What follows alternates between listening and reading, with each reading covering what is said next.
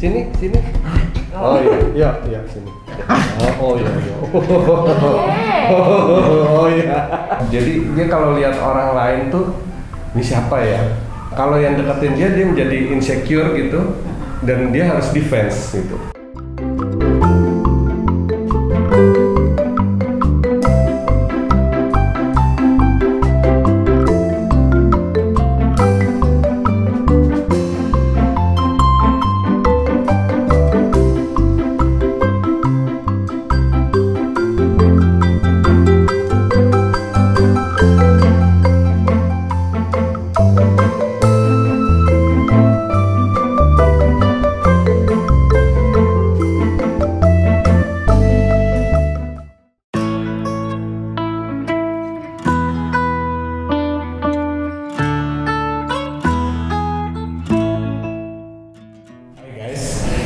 Kali ini kita akan bertemu dengan Haru, anjing pudel 2 tahun 3 bulan. Yang problemnya adalah soal bahwa dia nggak suka makanan kering, dia sukanya wet food. Nah, ini menjadi problem bagi pemiliknya.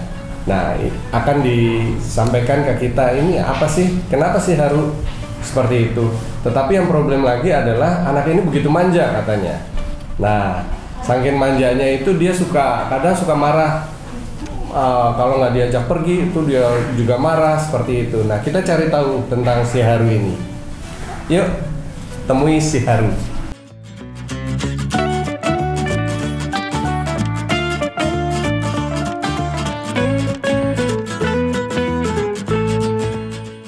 Oh, dia suka dikit-dikit akhir-akhir ini suka marah-marah mulu, kayak apa-apa gonggong-gonggong, dengar suara dikit gonggong-gonggong gitu. Oke.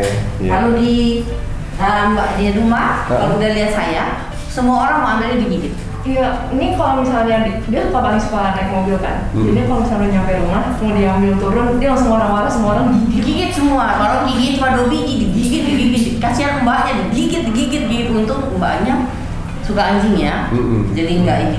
Oh, ini yang namanya Petris ini. Nah, itu yang nyuapin dia makan, yang telatenin, bikin makan dia. Kadang-kadang kita belum, mbaknya udah siapin. Tapi kalau kita mbaknya mah enggak. Asal dia, apalagi kalau lihat saya, kalau udah lihat saya tuh dia sepertinya ada yang begini jaga dia, teman. Pokoknya orang lain tuh nggak boleh.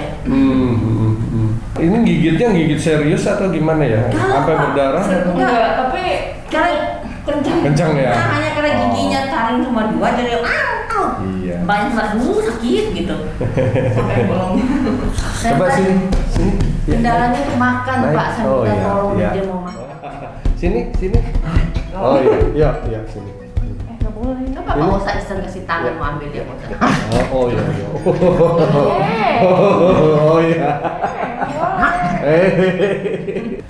Ini saya ngobrol dulu sama Haru. Iya. Saya butuh 5-10 menit. Iya, Pak.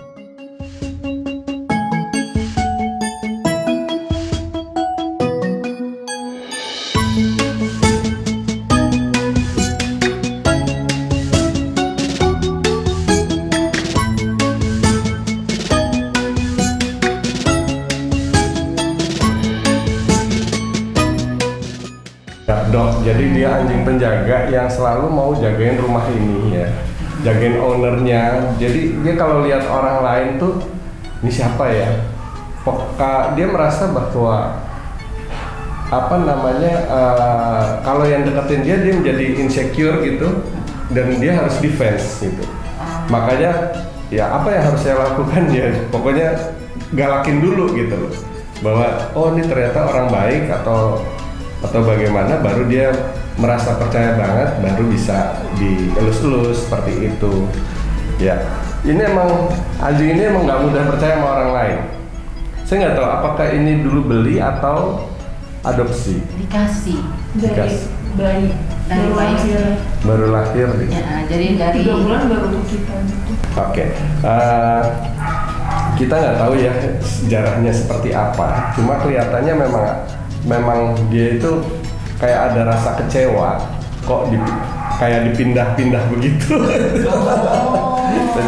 Kemudian juga waktu pas di rumah itu kalau di rumah ada yang marahin, selalu ada yang Ada yang kemudian belain nggak? Aku. Nah, ini sama bapaknya, kalau dia nakal kan saya suka bilang nggak boleh gini kan. Nah, bapaknya itu. Iya, jadi dia merasa bahwa oke, yang ini marah-marahin, tapi yang ini belain aku. Oh, berarti aku jadi ikut yang mana gitu. Jadi dia ada berarti kalau yang ini nggak marahin, kalau mami marahin dia lari ke ini. Iya. Iya. Iya. Dia merasa ada yang belain, karena ada yang belain terus jadi mengkristal bahwa ya oke, berarti sikap saya ini nggak apa-apa dong, ada yang belain kok gitu. Gitu. Hanya heran apa-apa maunya ke saya, tapi marahin juga saya yang marahin. Jadi di rumah tuh nggak berani marahin dia, pada manjain dia. Sampai saya marah, kalau dia bikin salah saya marah. Iya. Ada yang nggak tega. Apalagi bapak. Mami kok dimarahin banget gitu loh. Iya, Emang kenapa? Namanya juga ini ya kayak memang anjing ini emang nggak akan bisa besar, tapi akhirnya kita memperlakukan seperti anak kecil gitu. Iya. Jangan dimarahin kayak gitu. Diperlakukan kayak gitu. Terus kalau di rumah nih sama saya, kalau ada semua orang, udah nggak akan mau sama orang lain. Saya begitu tidur di sofa langsung naik. Apa maunya tidur siang-siang, maunya ikut semua ikut sama saya. Sebelum bapak saya mau kerja, bapak nggak usah aja ikut. Itu. Kemudian soal makan nih emang dia ngeyelan sih. Aku sukanya itu kenapa? Emang harus ganti. Emang semua aku dong udah saya kasih tahu itu. Makanan yang dikasih semua sehat, saya bilang begitu. Jadi kita coba aura positif ya ke dia. Semua yang dikasih itu sehat untuk kesehatan kamu. Dan kenapa kamu harus milih-milih? Ya karena aku suka katanya. Jadi ini anak agak ngeyel kalau dikasih tahu. Aku sukanya ini, makanya sukanya apa tadi? Hati ya? Iya, hati sama ayam merebus. Tapi kalau dia udah bosan kita pusing. Mau makan apa lagi, mau kasih makan apa lagi? Iya. Sebenarnya sih dia harus tetap kita ajarin tempat makan dia. Tempat makan dia itu di mana? Kita tidak kalau mengajarin dia kasih makan itu awal oke, tapi setelah itu taruh di tempat makanannya. Iya, dia kayak kalau makan tuh ada karpetnya sendiri. Itu sebenarnya kalau nggak ada karpet itu dia belum mau makan, tapi kalau ada karpet itu dia baru mau makan gitu. Iya. Kalau dia doyan, kalau nggak doyan dia melengos pergi. Diemin aja, nanti dia akan makan. Ayo makan, kasih. Pokoknya kita kasih makan langsung di tempat makanannya itu. Bahwa dia nggak makan, kita diamin aja. Kalau dia lapar dia makan kok. Jangan kitanya yang khawatir. Iya kan dia sering-sering muntah. Dan kita kan takut dia punya lambung. Jadi kita mbaknya dekat udah pagi-pagi mbaknya sibuk kasih makan dulu. Jadi yang lain kasihan juga saya mbaknya. Kadang-kadang saya lagi banyak ini sudah kuliah, bapaknya kantor. Saya lagi besok. Tadi belum makan jam 9. Ditaruh dan dia nggak makan. Maminya khawatir. Dia nggak mau makan karena dia nggak mau makan. Pokoknya ditaruh di jam 9 sepuluh tetap nggak mau makan. Iya, makannya mau berapa kali sehari? Dikasih 2 kali, pagi sama malam. Pagi sama malam ya. Saya bingung, dokter bilang karena dia ada lambung ini siang mesti dikasih makan juga. Hanya dog foodnya tuh selalu ditaruh di kerangkengnya di tempat makan itu setiap hari ada dog foodnya. Yang kalau makanannya dia makan basah itu ayam rebus gitu tuh pagi sama sore, sama jam 6 jam 7 gitu. Sebenarnya sih kita tetap harus ajarin dia kalau memang makan di tempat makanannya, dah diamin aja. Kita jangan khawatir bahwa dia nggak akan makan. Dia pasti makan.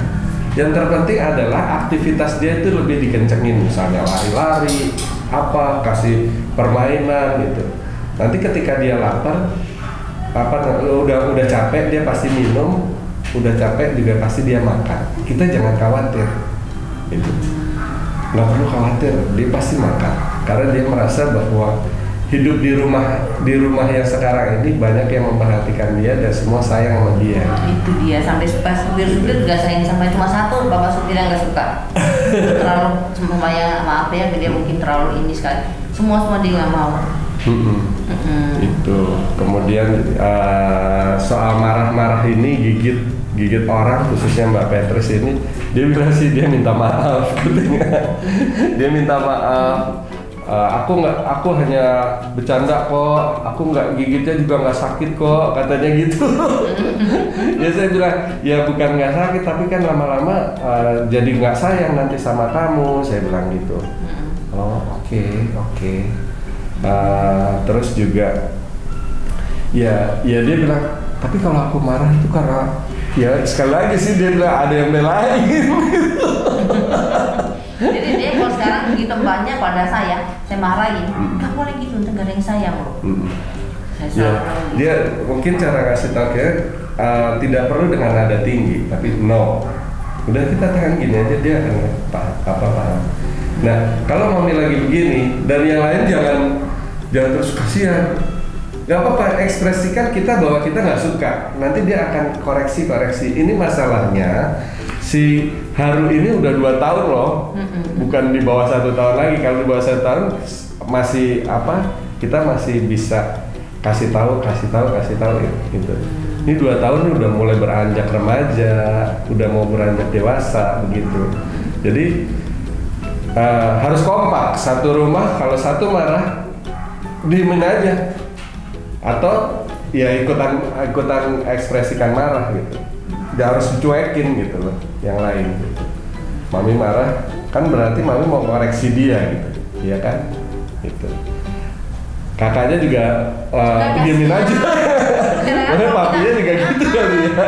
Karena papanya nggak tega soalnya. Pelok-pelok dia. Gitu. Iya, nggak tega. Akhirnya dia cari yang bagi dia nyaman gitu.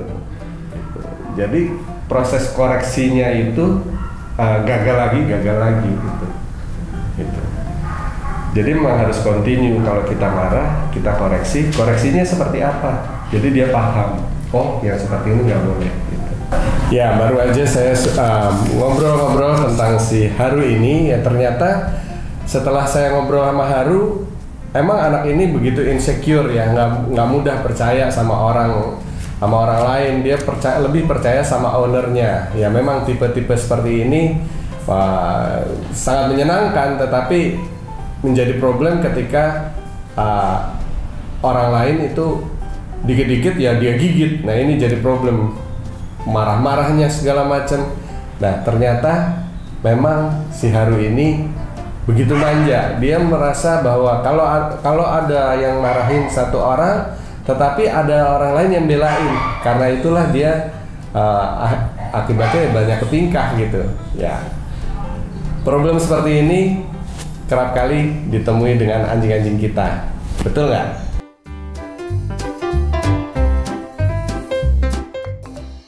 Oke guys, begitu aja obrolan kita tentang Haru. Dan kalau mau dinikmati, jangan lupa like, share, and comment. Juga jangan lupa subscribe ya channel YouTube DRH Rajanti. Bye-bye.